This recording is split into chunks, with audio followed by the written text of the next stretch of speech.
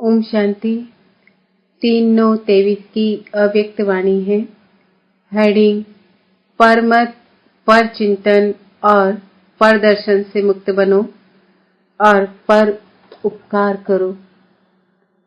आज बाप दादा अपने चारों ओर जो बाप के बच्चे हैं, विशेष हैं, उन सर्व विशेष आत्माओं को देख रहे हैं, चाहे भारत के व विदेश के किसी भी कोने में है, लेकिन बाप दादा सर्व विशेष आत्माओं को समीप देख रहे हैं। बाप दादा को अपने विशेष बच्चों को देख हर्ष होता है, जैसे आप बच्चों को बाप को देखकर खुशी होती है ना। खुशी होती है तब तो भाग करके आए हो ना। तो बाप को भी खुशी होती है कि मेरा एक एक बच्चा विशेष आत्मा है, चाहे बुजुर्ग है, अनपढ़ है, छोटे बच्चे हैं, युवा हैं, प्रवृत्ति वाले हैं, लेकिन सारे विश्व के आगे विशेष हैं। चाहे कितने भी बड़े बड़े वैज्ञानिक चमत्कार दिखाने वाले भी हैं, चंद्रमा तक पहुंचने वाले भी हैं, लेकिन बाप के विशेष बच्चों के आगे वो भी अनजान हैं। पांचों ही तत्वों को जान लिया, उन्हों पर विजय भी प्राप्त कर ली, लेकिन छोटी सी बिंदु आत्मा को नहीं जाना। यहाँ छोटे बच्चे से भी पूछेंगे तुम कौन हो, तो क्या कहेगा? आत्मा हूँ कहेगा ना। आत्मा कहाँ रहती है वो भी बताएगा। और वैज्ञानिक से पूछो आत्मा क्या है, आत्मा के ज्ञान को अभी तक जान नहीं सके। तो कितने भी बड़े हिस्ट्री के हिसाब से, इस दुनिया के हिसाब से विशेष हो, लेकिन जिसने अपने को नहीं जाना, उससे तो यहाँ का 5 वर्ष वाला बच्चा विशेष हो गया। आप लोगों का शुरू का बहुत फलक का गीत है, याद है? कौन सा गीत है? एक गीत था, कितना भी बड़ा सेठ स्वामी हो, लेकिन अल्प को नहीं जाना, तो कितने भी बड़े हो, चाहे नेता हो, चाहे अभिनेता हो, लेकिन अपने आप को नहीं जाना, तो क्या जाना। तो ऐसी विशेष आत्माएं हो। यहाँ की अनपढ़ बुजुर्ग माता है और दूसरी तरफ अच्छा महात्मा है, लेकिन बुजुर्ग माता फलक से कहेगी कि हमने परमात्मा को पा लिया, और महात्मा कहेगा परमात्मा को पाना बहुत मुश्किल है। लेकिन यहाँ 100 वर्ष के आयु वाली भी निश्चय बुद्धि होगी, तो वो क्या कहेगी? तुम ढूंढते रहो, हमने तो पा लिया। तो महात्मा भी आपके आगे क्या है? प्रवृत्ति वाले फलक से कहेंगे कि हम डबल पलंग पर सोते, इकट्ठे रहते भी पवित्र हैं, क्योंकि हमारे बीच में बाप है। और महात्माएं क्या कहेंगे? कहेंगे आग कपूस इकट्ठा रहना यह तो असंभव लगता है। और आपके लिए क्या है? प्रवृत्ति वाले बताओ, प्रवृत्ति रहना मुश्किल है या सहज है? सहज है या कभी कभी मुश्किल हो जाता है? जो पक्के हैं वो तो बड़ी सभा हो या कुछ भी हो, फलक से कह सकते हैं कि पवित्रता तो हमारा स्वधर्म है, परधर्म नहीं है, स्वधर्म है। तो स्व सहज होता है, पर मुश्किल होता है। अपवित्रता परधर्म है, लेकिन पवित्रता स्वधर्म है। तो ऐसे अपनी विशेषता को जानते हो ना, क्योंकि नए नए भी बहुत आए हैं ना, लेकिन कितने भी नए हैं, पवित्रता का पाठ तो पक्का है ना। कई बच्चे ऐसा भी करते हैं, जब तक बाप से मिलने का 1 साल पूरा नहीं होता, सबको पता है कि यह नियम पक्का है, तो मधुबन में आने तक तो ठीक रहते हैं, लेकिन देख लिया पहुंच गए तो कहीं वापस जाकर अलबेले भी हो जाते हैं। लेकिन सोचो कि पवित्रता की प्रतिज्ञा किससे की? बाप से की ना, बाप का फरमान है ना, तो बाप से प्रतिज्ञा कर। और फिर अगर अलबेले होते हैं तो नुकसान किसका होगा? ब्राह्मण परिवार में तो 1 जाते 10 आते हैं, लेकिन नुकसान कमजोर होने का उन आत्माओं को होता है। इसलिए जो भी नए नए पहली बार आए हैं वो बाप के घर में तो पहुंच गए, यह तो भाग्य की बात है ही, लेकिन तकदीर की लकीर को कभी भी कम नहीं करना, तकदीर को बड़ा करना। देखो, कोई भी बच्चा लौकिक में भी पैदा होता है तो सभी क्या कहते हैं? सदा जिंदा रहे, बड़ी आयु रहे। तो बाप दादा भी विशेष आत्माओं की अविनाशी विशेषता देखना चाहते हैं। थोड़े टाइम की नहीं, 1 साल चले, 2 साल चले, ये नहीं, अविनाशी रहने वाले को ही अविनाशी प्रारब्ध प्राप्त होती है। तो माताएं भी पक्की हैं, क्योंकि चाहे आप 1 साल के हो या 2 साल के हो, 4 के हो, लेकिन समाप्ति तो एक ही समय होनी है ना। विनाश तो इकट्ठा ही होगा ना। कि आप कहेंगे हम तो 2 साल के हैं, हमारी सिल्वर जुबली हो जावे, पीछे विनाश हुए, यह तो नहीं होगा ना। इसलिए पीछे आने वाले को और आगे जाना है।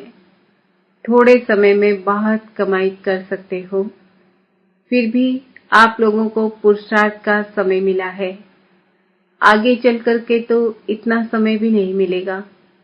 अभी लेट का बोर्ड तो लग गया है, लेकिन टू लेट का नहीं लगा है। तो आप सभी लकी हो। सिर्फ अपने भाग्य को स्मृति में रखते हुए बढ़ते चलना, कोई बातों में नहीं जाना। बच्चों के पुरुषार्थ का समय व्यस्त क्यों जाता है?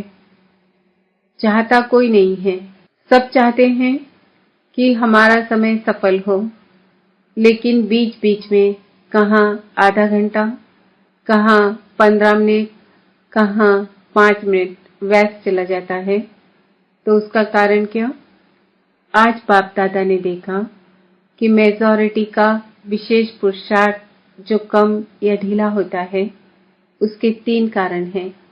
पहला, चलते चलते श्रीमत के साथ साथ आत्माओं की परमत मिक्स कर देते हैं। कोई ने कोई बात सुना दी और आप समझते हो कि सुनाने वाला तो अच्छा सच्चा महारथी है और आपका उस पर फेथ भी है। जब ऐसी कोई आत्मा आपको कोई ऐसी बातें सुनाती है जिसमें इंटरेस्ट भी आता है, समाचार तो अच्छा है, जैसे संसार समाचार अच्छा लगता है ना, तो ब्राह्मण संसार समाचार भी अच्छा लगता है। तो आपने उस पर फेथ रख करके वो बात सुन ली, माना अपने अंदर समा ली, कट नहीं किया। तो बात सच्ची भी है, समाचार सच्चा भी होता है, सब झूठा नहीं होता, कोई सच्चा भी होता है। लेकिन बाप का फरमान क्या है कि ऐसे समाचार भले सुनो, यह है फरमान नहीं, जिससे आपका कोई कनेक्शन नहीं है, सिर्फ दिलचस्प समाचार है। आप कर कुछ नहीं सकते, सिर्फ सुन लिया, तो वह समाचार बुद्धि में तो गया, टाइम वेस्ट हुआ या नहीं, और बाप की श्रीमत में परमत मिक्स कर दी, क्योंकि बाप की आज्ञा है सुनते हुए नहीं सुनो। तो आपने सुना क्यों? उसकी आदत डाली। मानो एक बारी आपको समाचार सुनाया, आपको भी बहुत अच्छा लगा। नई बात है, ऐसा भी होता है, ये पता तो पड़ गया, लेकिन अगर एक बारी आपने उनकी बात सुनी तो दूसरी बार वो कहाँ जाएगा, आपके पास आएगा। आप उसके लिए कूड़े का डब्बा बन गए ना। जो भी ऐसा समाचार होगा वो आपके पास ही आकर सुनाएगा, क्योंकि आपने सुना, इसलिए या तो उसको समझाओ, ऐसी बातों से उसको भी मुक्त करो। सुन करके इंटरेस्ट नहीं बढ़ाओ, लेकिन अगर सुनते हो तो आप में इतनी ताकत हो जो उसको भी सदा के लिए फुल स्टॉप लगा दो। अपने अंदर भी फुल स्टॉप लगाओ। जिस व्यक्ति का समाचार सुना उसके प्रति दृष्टि में व संकल्प में भी घृणा भाव बिल्कुल नहीं हो। इतनी पावर आप में है तो यह सुनना नहीं हुआ, उसका कल्याण करना हुआ। लेकिन रिजल्ट में देखा जाता है मेजॉरिटी थोड़ा थोड़ा किचड़ा इकट्ठा होते होते ये घृणा भाव या चाल चलन में अंतर आ जाता है और कुछ भी नहीं होगा ना तो उस आत्मा के प्रति सेवा करने की भावना नहीं होगी, भारीपन होगा। इसको कहा जाता है श्रीमत में पर मत मिलाना।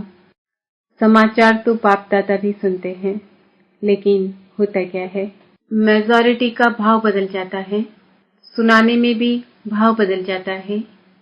एक आकर कहता है मैंने देखा कि ये दो बात कर रहे थे, और एक का सुना हुआ दूसरा फिर कहते हैं नहीं नहीं खड़े भी थे और बहुत अच्छी तरह से नहीं खड़े थे। दूसरा एडिशन हुआ, फिर तीसरा कहेगा इन्हों का तो होता ही है।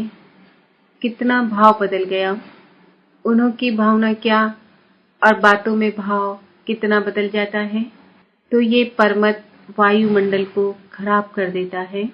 तो जो टाइम वेस्ट हो जाता है उसका एक कारण परमत और दूसरा कारण है पर चिंतन। एक से बात सुनी तो 8-10 को नहीं सुनावे, यह नहीं हो सकता। अगर कोई दूर देश में भी होगा ना तो भी उसको पत्र में लिख देंगे यहाँ बहुत नई बात हुई है, आप आएंगे ना तो जरूर सुनाएंगे। तो ये क्या हो गया पर चिंतन। समझो आपने 4 को सुनाया, उन 4 की भावना उस आत्मा के प्रति आपने खराब तो की ना, और पर चिंतन शुरू हुआ तो इसकी गति बड़ी फास्ट और लंबी होती है। पर चिंतन 1-2 सेकंड में पूरा नहीं होता। जैसे बाप दादा सुनाते हैं कि जब किसको भी ज्ञान सुनाओ तो इंटरेस्ट दिलाने के लिए उसको कहानी के रीति से सुनाओ। पहले ये हुआ, फिर क्या हुआ, फिर क्या हुआ, फिर क्या हुआ, तो इंटरेस्ट बढ़ता है ना। ऐसे जो परचिंतन होता है वो भी एक इंटरेस्टेड होता है, उसमें दूसरा जरूर सोचेगा फिर क्या हुआ, फिर ऐसे हुआ, हाँ ऐसे हुआ होगा। तो ये भी कहानी बड़ी लंबी है। बाप दादा तो सबकी दिल की बातें सुनते भी हैं, देखते भी हैं। कोई कितना भी छिपाने की कोशिश करे, सिर्फ बाप दादा कहाँ कहाँ लोक संग्रह के अर्थ खुला इशारा नहीं देते, बाकी जानते सब हैं, देखते सब हैं। कोई कितना भी कहे कि नहीं मैं तो कभी नहीं करता, बाप दादा के पास रजिस्टर है, कितने बार किया, क्या क्या किया, किस समय किया, कितनों से किया, यह सब रजिस्टर है। सिर्फ कहाँ कहाँ चुप रहना पड़ता है। तो दूसरी बात सुनाई पर चिंतन, उसका स्वचिंतन कभी नहीं चलेगा। कोई भी बात होगी पर चिंतन वाला अपनी गलती भी दूसरे पर लगाएगा, और पर चिंतन वाले बात बनाने में भी नंबर 1 होते हैं। पूरी अपनी गलती दूसरे के प्रति ऐसे सिद्ध करेंगे जो सुनने वाले बड़ों को भी चुप रहना पड़ता है। तो स्वचिंतन इसको नहीं कहा जाता है कि सिर्फ ज्ञान की पॉइंट्स रिपीट कर दी या ज्ञान की पॉइंट सुन ली, सुना दी। सिर्फ यही स्वचिंतन नहीं है, लेकिन स्वचिंतन अर्थात अपनी सूक्ष्म कमजोरियों को, अपनी छोटी छोटी गलतियों को चिंतन करके मिटाना, परिवर्तन करना, ये स्वचिंतन है। बाकी ज्ञान सुनना और सुनाना, उसमें तो सभी होशियार हो, वो ज्ञान का चिंतन है, मनन है।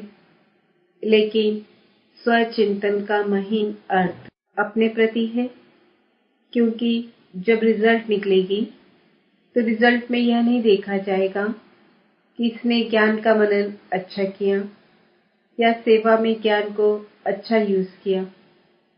इस रिजल्ट के पहले स्वचिंतन और परिवर्तन। स्वचिंतन करने का अर्थ ही है परिवर्तन करना। तो जब फाइनल रिजल्ट होगी उसमें पहली मार्क्स प्रैक्टिकल धारणा स्वरूप को मिलेगी। जो धारणा स्वरूप होगा वो नेचुरल योगी तो होगा ही।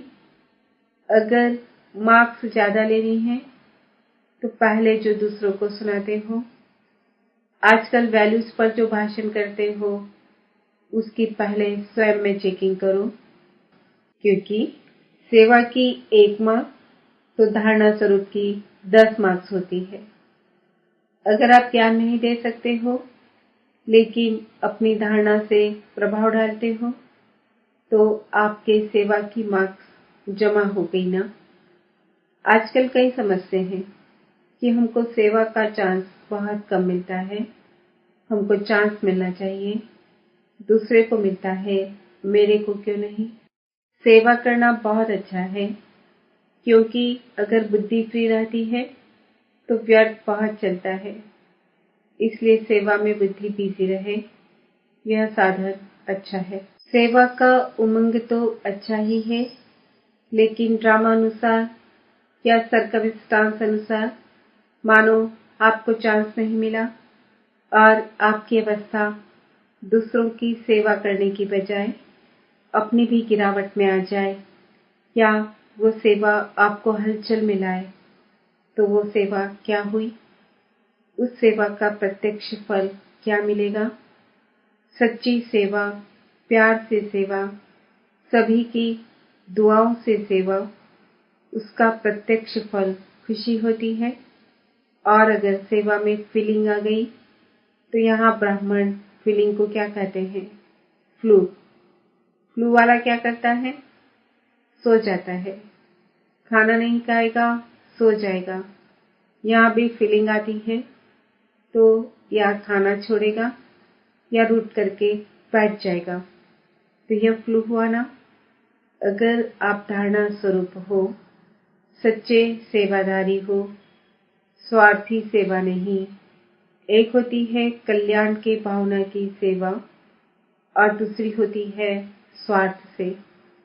मेरा नाम आ जाएगा, मेरा अखबार में फोटो आ जाएगा, मेरा टीवी में आ जाएगा, मेरा ब्राह्मणों में नाम हो जाएगा। ब्राह्मणी बहुत आगे रखेगी, पूछेगी, यह सब भाव स्वार्थी सेवा के हैं, क्योंकि आजकल के हिसाब से, प्रत्यक्षता के हिसाब से अभी सेवा आपके पास आएगी।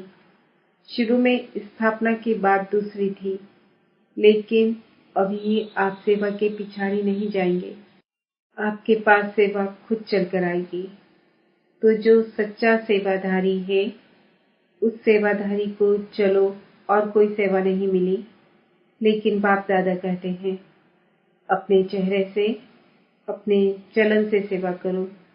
आपका चेहरा पाप का साक्षात्कार कराए, आपका चेहरा, आपकी चलन बाप की याद दिलावे। ये सेवा नंबर 1 है।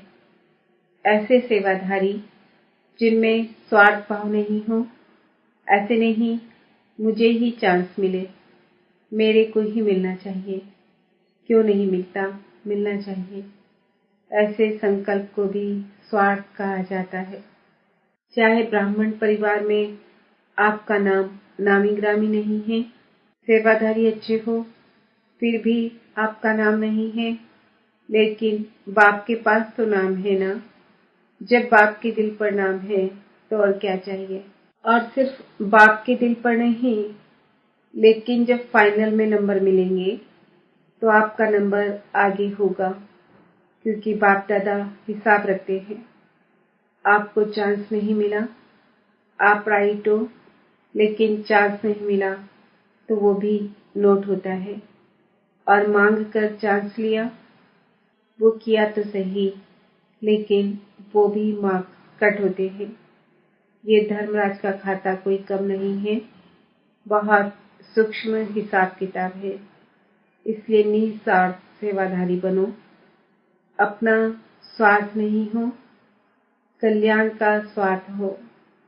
यदि आपको चांस है और दूसरा समझता है कि हमको भी मिले तो बहुत अच्छा और योग्य भी हो, तो अगर मानो आप अपना चांस उसको देते हो तो भी आपका शेयर उसमें जमा हो जाता है। चाहे आपने नहीं किया लेकिन किसको चांस दिया तो उसमें भी आपका शेयर जमा होता है, क्योंकि सच्चा डायमंड बनना है ना। तो हिसाब किताब भी समझ लो, ऐसे अलबेले नहीं चलो। ठीक है, हो गया। बहुत सूक्ष्म में हिसाब किताब का चोपड़ा है। बाप को कुछ करना नहीं पड़ता है, ऑटोमेटिक है। कभी कभी बाप दादा बच्चों का चोपड़ा देखते भी हैं। तो पहली बात परमत है और दूसरी बात पर चिंतन, तीसरी बात है प्रदर्शन। चाहे आपने नहीं किया लेकिन किसको चांस दिया तो उसमें भी आपका शेयर जमा होता है, क्योंकि सच्चा डायमंड बनना है ना। तो हिसाब किताब भी समझ लो, ऐसे अलबेले नहीं चलो। ठीक है, हो गया। बहुत सूक्ष्म में हिसाब किताब का चोपड़ा है। बाप को कुछ करना नहीं पड़ता है, ऑटोमेटिक है। कभी कभी बाप दादा बच्चों का चोपड़ा देखते भी हैं। तो पहली बात परमत और दूसरी बात पर चिंतन, तीसरी बात है प्रदर्शन। दूसरे को देखने में मेजॉरिटी बहुत होशियार हैं। प्रदर्शन जो देखेंगे तो देखने के बाद वह बात कहाँ जाएगी? बुद्धि में ही तो जाएगी। और जो दूसरे को देखने में समय लगाएगा उसको अपने को देखने का समय कहाँ मिलेगा? बातें तो बहुत होती है ना, और जो बातें होती हैं वो देखने में भी आती हैं, सुनने में भी आती हैं। जितना बड़ा संगठन उतनी बड़ी बातें होती है। ये बातें क्यों होती हैं? कई सोचते हैं यह बातें होनी नहीं चाहिए। नहीं होनी चाहिए वो ठीक है, लेकिन जिसके लिए आप समझ रहे हो नहीं होनी चाहिए उसमें समय क्यों दिया? और ये बातें ही तो पेपर है। जितनी बड़ी पढ़ाई उतने बड़े पेपर भी होते हैं। यह वायुमंडल बनना, यह सबके लिए पेपर भी है कि परमत या प्रदर्शन या प्रचिंतन में कहाँ तक अपने को सेफ रखते हैं। दो बातें अलग है। एक है जिम्मेवारी, जिसके कारण सुनना भी पड़ता है, देखना भी पड़ता है। तो उसमें कल्याण की भावना से सुनना और देखना। जिम्मेवारी है, कल्याण की भावना है, वो ठीक है, लेकिन अपनी अवस्था को हलचल में लाकर देखना, सुनना या सोचना, यह रॉन्ग है। अगर आप अपने को जिम्मेवार समझते हो तो जिम्मेवारी के पहले अपनी ब्रेक को पावरफुल बनाओ। जैसे पहाड़ी पर चढ़ते हैं तो पहले से ही सूचना देते हैं कि अपनी ब्रेक को ठीक चेक करो। तो जिम्मेवारी भी एक ऊंची स्थिति है। जिम्मेवारी भले उठाओ, लेकिन पहले यह चेक करो कि सेकंड में बिंदी लगती है कि लगाते हो बिंदी और लग जाता है क्वेश्चन मार्क। वो रॉन्ग है। उसमें समय और एनर्जी वेस्ट हो जाएगी। इसलिए पहले अपना ब्रेक पावरफुल करो। चलो, देखा, सुना, जहां तक हो सका कल्याण किया और फुल स्टॉप। अगर ऐसी स्थिति है तो जिम्मेवारी लो, नहीं तो देखते नहीं देखो, सुनते नहीं सुनो, स्वचिंतन में रहो। फायदा इसमें है। तो आज का पाठ क्या हुआ? परमत, परचिंतन और प्रदर्शन। इन तीन बातों से मुक्त बनो और एक बात धारण करो। वो एक बात है पर उपकारी बनो। तीन प्रकार की पर को खत्म करो और एक पर परोपकारी बनो। बनना आएगा तो किन बातों से मुक्त बनेंगे? माताएं क्या करेंगी? बच्चों के उपकारी या परोपकारी, सर्वोपकारी? सहज है या कठिन है? अच्छा, चारों तरफ के सर्व विश्व के विशेष आत्माओं को सदा स्वचिंतन ज्ञान चिंतन करने वाले श्रेष्ठ आत्माओं को, सदा बाप के श्रेष्ठ मत पर हर संकल्प, बोल और कर्म करने वाले समीप आत्माओं को, चारों ओर के डायमंड जुबली के लिए स्वयं को और सेवा को आगे बढ़ाने वाले ऐसे विशेष आत्माओं को बाप दादा का याद, प्यार और नमस्ते। हम बच्चों का भी बाप दादा को याद, प्यार, गुड मॉर्निंग, नमस्ते, ओम शांति। वरदान: महावीर बन संजीवनी बूटी द्वारा मूर्छित को सुरजित करने वाले शक्तिवान भव। जैसे सूर्य स्वयं शक्तिशाली है तो चारों ओर अपनी शक्ति से प्रकाश फैलाता है, ऐसे शक्तिवान बन अनेकों को संजीवनी बूटी देकर मूर्छित को सुरजित बनाने की सेवा करते रहो। तब कहेंगे महावीर, सदा स्मृति रखो कि हमें विजयी रहना है और सबको विजयी बनाना है। विजयी बनने का साधन है बिजी रहना। स्व कल्याण अथवा विश्व कल्याण के कार्य में बिजी रहो तो विघ्न विनाशक वायुमंडल बनता जाएगा।